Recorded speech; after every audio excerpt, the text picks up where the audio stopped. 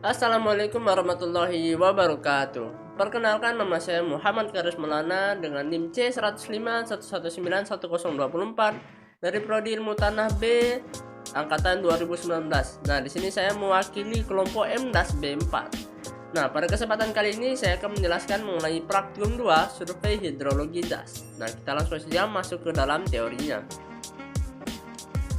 Survei hidrologi mencakup seluruh kegiatan pengukuran, perhitungan kuantitas air pada badan sungai, tebing sungai, dan penggunaan lahan yang mempengaruhinya, serta pengambilan sampel air untuk analisis kualitas air sungai.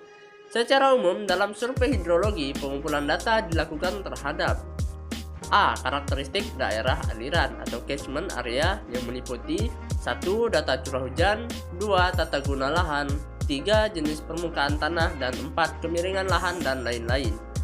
Lalu B. Karakteristik sungai meliputi 1. Debit, penampang lintang sungai dan kecepatan aliran air, 2. Angkutan sedimen, sedimen layang dan sedimen dasar, 3. Lokasi penggerusan atau scoring, serta jenis atau sifat erosi maupun pengendapan, dan keempat adalah kondisi aliran permukaan pada saat banjir. Nah, kegiatan survei hidrologi dipergunakan untuk mengidentifikasi karakter atau perilaku aliran air pada saluran, analisis hidrologi, penentuan debit banjir rencana atau elevasi muka air banjir, perencanaan drainase dan bangunan pengaman terhadap gerusan maupun perencanaan river training atau pengarah arus yang diperlukan. Nah, untuk kegiatan praktiknya sendiri kita menggunakan bahan dan alat antara lain.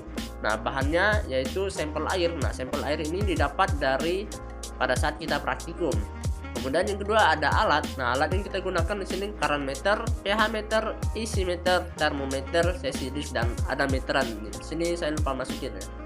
Nah, untuk praktikum kemarin kita hanya menggunakan alat current meter, sesi disk, meteran, dan juga ada pelampung yang dibuat dari botol ya. Nah, untuk kegiatan yang dilakukan selama praktikum ada 4. Yang pertama adalah mengukur debit aliran, yang kedua ada mengukur kecerahan air, dan yang ketiga adalah mengukur penampang basah sungai, dan yang terakhir yang keempat adalah mengambil sampel air sungai. Nah, untuk video lebih jelasnya di sini saya sudah mendokumentasikan kegiatan praktikum kami kemarin, dan kita langsung saja masuk ke dalam videonya.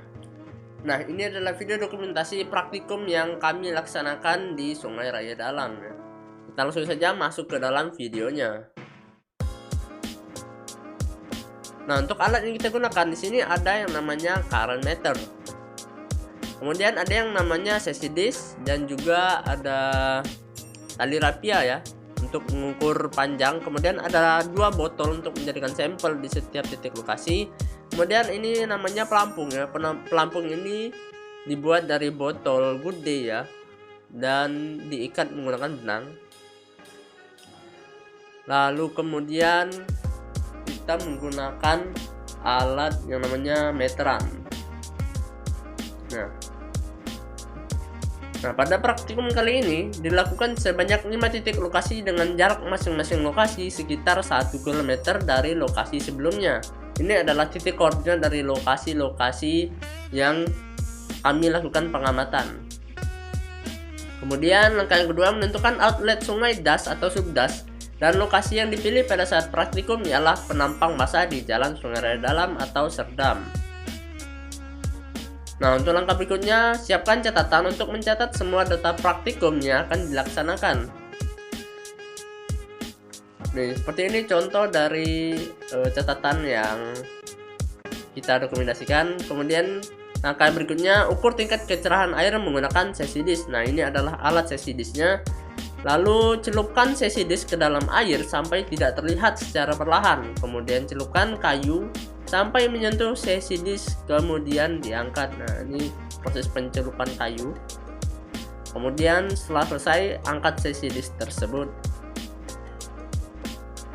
Nah, untuk langkah berikutnya, ukur panjang kayu menggunakan meteran untuk mengetahui seberapa dalam kejernihan air tersebut.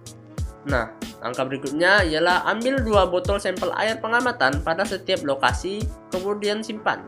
Setelah itu, masukkan ke dalam laboratorium untuk menghitung pH air, temperatur air, salinitas, dan boron. Nah, ini adalah contoh sampel air yang kita ambil kemarin. Ini di satu lokasi ngambil 2 sampel air. Nah, langkah berikutnya kita mengukur kecepatan aliran air menggunakan current meter dan dibagi menjadi 3 titik, yaitu hulu, tengah, dan hilir untuk penghitungannya. Current meter dicelupkan ke dalam air di kedalaman tertentu dengan kondisi tegak lurus dan berikan hasil tersebut ke pencatat hasil praktikum. Nah, langkah berikutnya ialah mengukur lebar dan panjang penampang menggunakan meteran panjang. Nah, kemudian bentangkan tali rapia dari sisi kiri dan sisi kanan, kemudian diikat untuk memudahkan dalam menentukan posisi menghitung kedalaman air. Nah, ini diikat ke tali rapia.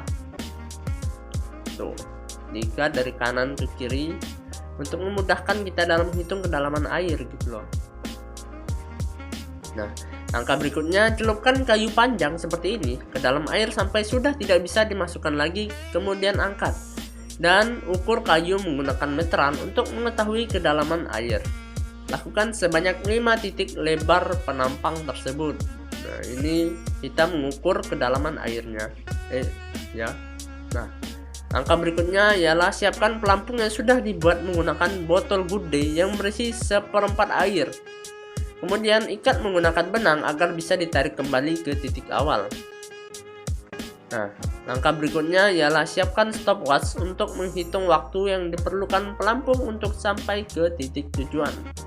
Celupkan pelampung ke dalam air, hitung waktu pelampung dari garis awal yang sudah ditentukan hingga garis akhir yang sudah ditentukan dan lakukan sebanyak 3 kali. Kemudian dari hasil tersebut dibagi 3 untuk mendapatkan rata-rata dari waktu yang ditempuh oleh pelampung.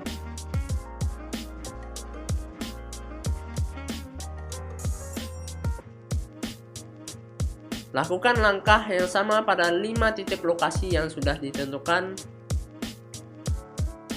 Nah, mungkin cukup segitu ya video kali ini yang dapat saya jelaskan mengenai praktikum MDAS. Terima kasih yang sudah menonton. Apabila banyak kekurangan dari saya mohon dimaafkan, dan wassalamualaikum warahmatullahi wabarakatuh.